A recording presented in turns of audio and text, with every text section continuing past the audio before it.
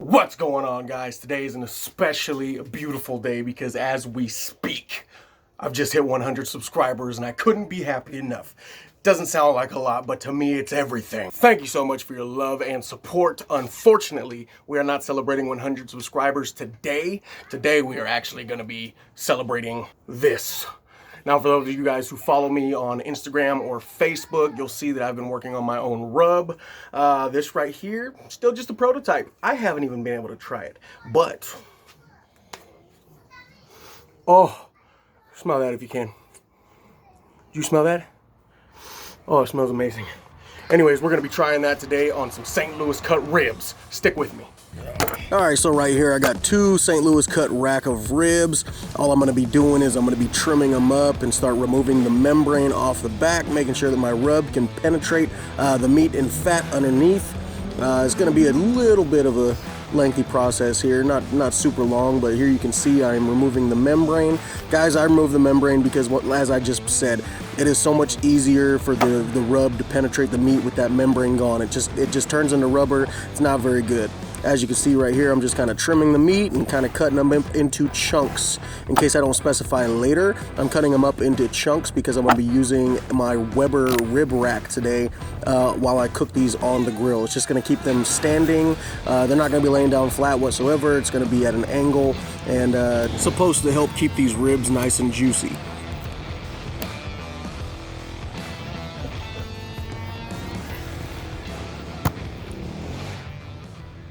Now, before I get started seasoning these ribs up, you're probably asking yourself, Joe, what's inside of the rib rub? Well, I can't tell you that, unfortunately, and for obvious reasons, but what I can tell you, it was made with unicorn farts, love, and the island of misfit toys. Kaboom. Kaboom. Kaboom. Get ourselves some mustard, just as a binder. Just using this to help the rub stick to the meat. Wet hand. It's all nice and massaged in. All right.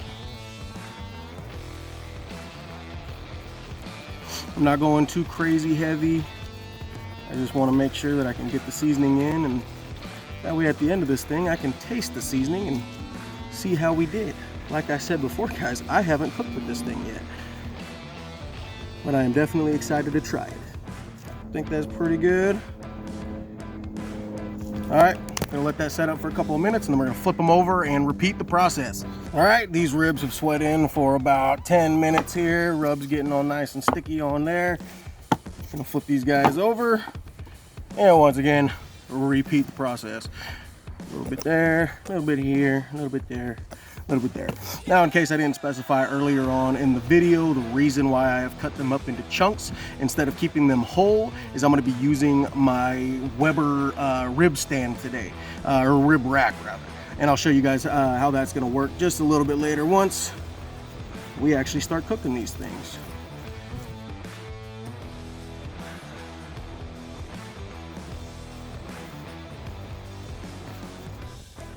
Even though it says rub, I'm just patting it in, okay? I'm not massaging it in or anything like that. You're just gonna take the rub right off, okay? I'm just kind of patting it in. All right, now while these guys are setting up, I'm gonna go ahead and set up the Weber.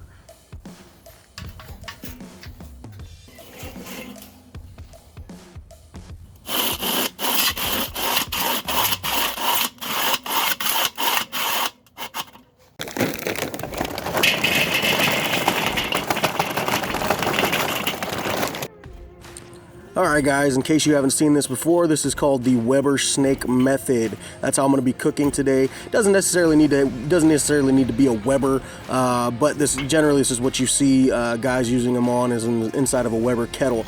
I'm just stacking charcoal along the inside of the grill on the outer rim. As this thing cooks, it's kind of going to burn like a slow burning fuse. It's just going to slowly kind of snake its way around the interior of the grill, hence the snake method.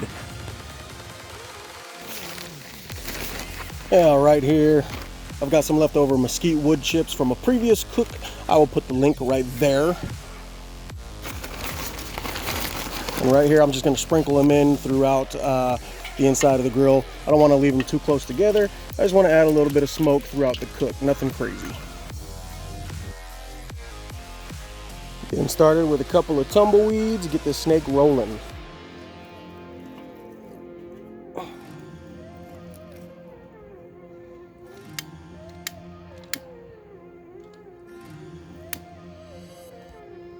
So guys, with the steak method, as this thing kind of burns along the inside of the grill, it's just gonna slow smoke throughout the entire time.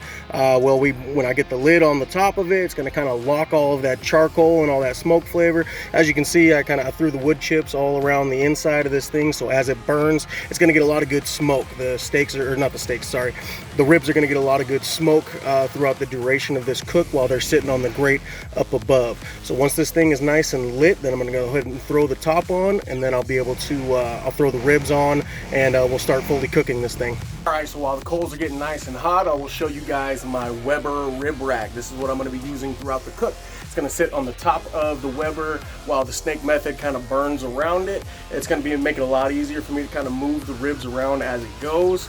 Big shout out to Yvonne and Crystal. Yvonne, if you are watching, thank you so much. I finally get to use it. I've been wanting to use it for a while, and now I got the perfect excuse. So let's see how well this thing works. Throw a water pan down in here, make sure we got some good moisture throughout the cook.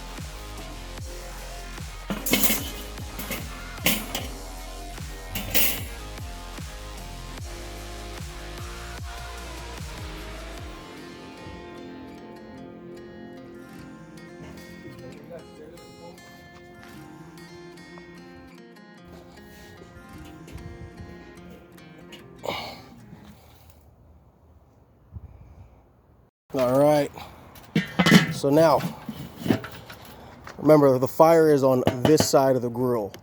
All right, we got the vents on this side of the grill wide open. We just want to be able to go ahead and get this thing back up to temp, and we want the smoke to pass over from this side over the meat and out of the vents. We are holding steady at a perfect, well, almost perfect 250 perfect barbecue temperature.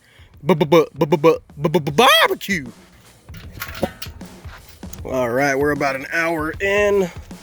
So far, we're looking really good. We're still looking pretty juicy. We're not all dried out just yet.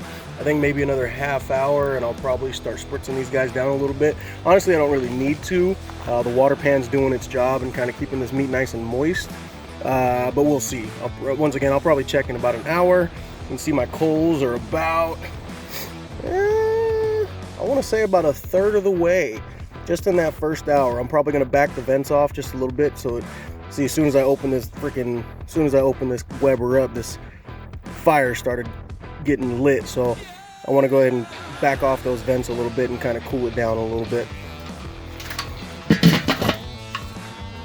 All right, it's been about another hour. Let's see how we are looking.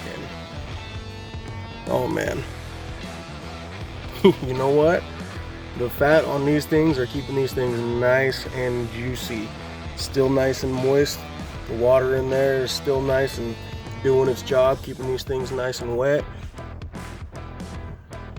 These don't need no spritz at all, not even dried out. Looking pretty good. And we're actually sitting about halfway burned through on our snake. So we're actually looking pretty good. Probably another couple hours and these guys are gonna be ready to pull off. All right, it has been about 3 hours. As you can see, the sun has gone down very quickly. Let's see how we're looking. Oh man, these are looking awesome. Awesome so far. And again, still got maybe, looks like I'm about 2/3 of the way through with this snake here. Still burning pretty good.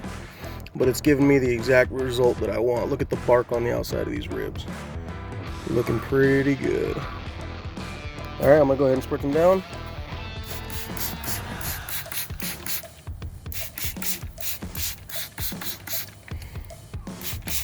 Again, what was I'm spritzing? I'm really just using a little bit of apple juice with a little bit of water, so it's not as concentrated. But no, these are looking amazing so far. I'm not adding any sauce or anything like that to this just yet. Matter of fact, I'm not going to be adding any sauce at all. I really just want to kind of get to the bottom of how my rub tastes. I want to say probably another hour, hour and a half, and then it'll be time to pull these guys off, and we'll see how we're looking. All right, guys, we have just hit the 4-hour mark. Oh, yeah, these things are looking nice. All right, going to hit it with a little toothpick test, just check for tenderness. Oh yeah, that's like butter almost. It's going straight through, straight through. A little bit of pull, that's okay. I like this. Yeah, we're looking good, guys. I'm gonna let this go for maybe another 20 minutes, and then I'm gonna pull these guys off.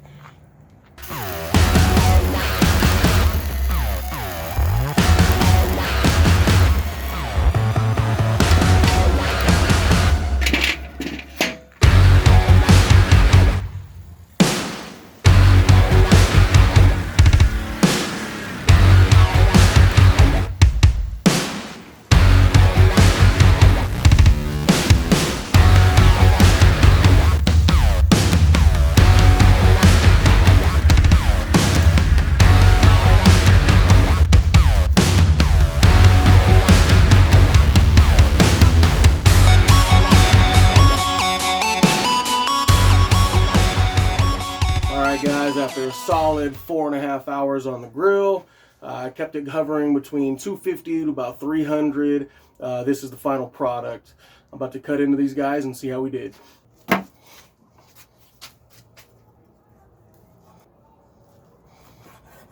Oh yeah.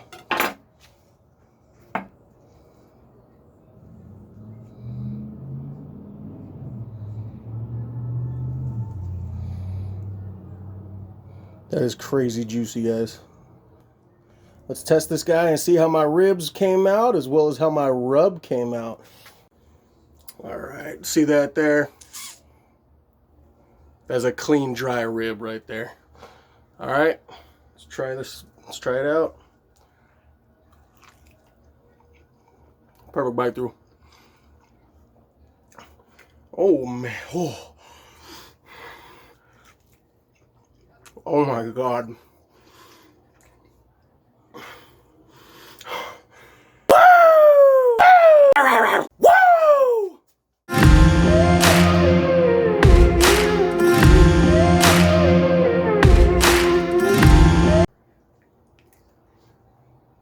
Oh, you're still here, huh? Well, I'm not going to toot my own horn about my rib rub, but this bone is picked clean. Guys, I'm going to call this rib rub test a success. And I'm not just tooting my own horn. This stuff was actually really, really good. I'm surprised myself. And the humbleness that I am. I am a humble man. Sort of. Now you might be asking me, when are you going to bring this stuff to market? Just give me a minute, okay? I just got started with this stuff, okay? It's a prototype, a startup. It's brand new. I've only just tested this thing one time. I'm fat. Give me some time. I'm working on it.